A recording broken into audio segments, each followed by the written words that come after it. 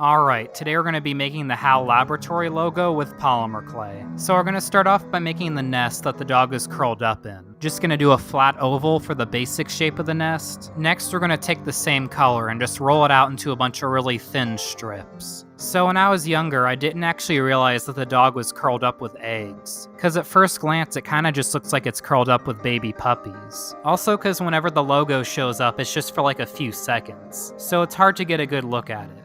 As you can see, we're layering the thin strips on top of each other. This is going to make it look more like an actual nest. It's a similar texture to how hay or straw looks. So after we smooth out the top, we're going to go ahead and bake what we have so far, especially because it has a lot of thin breakable edges. Baking it will ensure that we don't mess anything up going forward. So while the nest is baking, we're going to go ahead and start on the dog. Kinda looks like a turd right now. Now to start adding on the features, which are all pretty simple. So I actually looked up why the dog has eggs, and believe it or not, there's actually a reason behind it. Basically, the idea of the dog incubating the eggs represents an unexpected bond, and how these unexpected bonds can bring forth something new and innovative. I think it's really cool that it has a deeper meaning, and it isn't just some silly random design like you might think.